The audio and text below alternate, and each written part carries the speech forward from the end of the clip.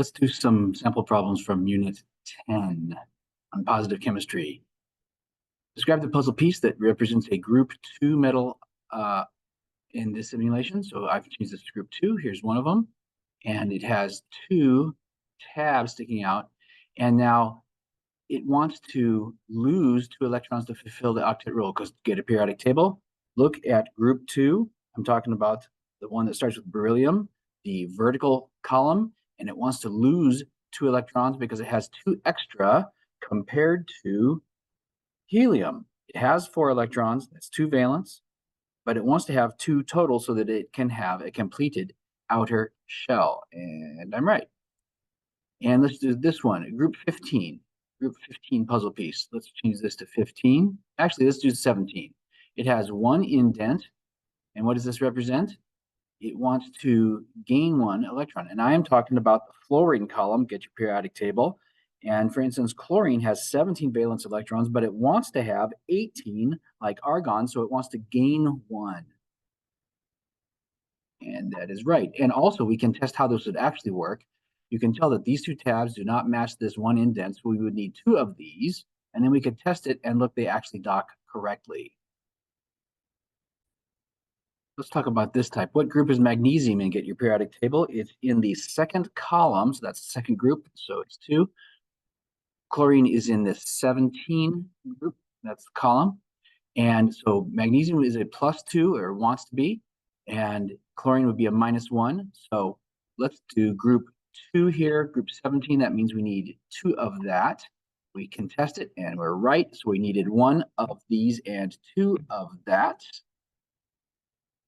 And so the magnesium lost 2 electrons. 2 were lost, but that's per, or no, total. We're doing total number. So the chlorine total gained 2. And the rule is that the gained must match the lost. So the number of metal atoms, the number of electrons must be equal to the ones lost. In these plus-minus pairs, we don't use the monodi system. So we're just going to call this beryllium phosphide. And the reason we don't have to do that is because people should be able to figure out how many there are of each by the plus-minus charges and making them add to 0, making the charges add up to 0 when they get done. It should be their problem, not ours, and that's all you have to do. Let's form a compound between aluminum and sulfur. So find your periodic table. Above aluminum, I've put a +3, so we know that's a 3. We don't have to put plus. There is, let's see, this is a -2, right? So they have to add to 0. Also, 1 formula unit means 1 set of this. People keep saying molecule. Technically, it's not a molecule. Technically, a molecule is covalently bonded. So the more proper use of this is formula unit. Anyway, 1 set. So if we have 3 and 2, think of it as like lowest common denominator. If you have 1/3 plus 1/2, you have to turn the denominators into 6 each. So we'll turn these into 6. They meet first at 6. How many 3s do you need to get 6? I need 2 of them, which will make this be a +6. Look, I'm right. And if I want this to be a +6, I will need 3 of these. Oh, sorry, -6. And so the formula would be 2 of these and 3 of that. So it is Al2S3.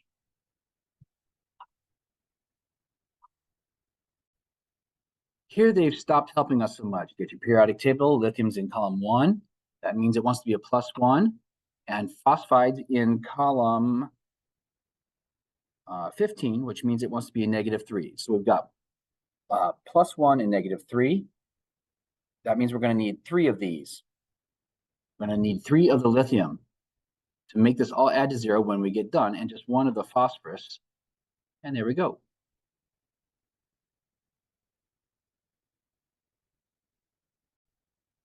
This is from the mystery element portion. So we know we have aluminum. look on your periodic table. That is a 3 charge. And we know we have one of them, so the total would be 3. And we have one of them. There we go. So our mystery element X, we know we have 3 of them. And this had better match right here. So this had better be a 3. It's going to be negative 3, right? There we go. If it took 3 of them to accomplish negative 3, then they are minus 1 each. It also says the mystery element is from period 2. So we need to find the minus 1 column. That would be column 17. Is from period 3. That's period 2.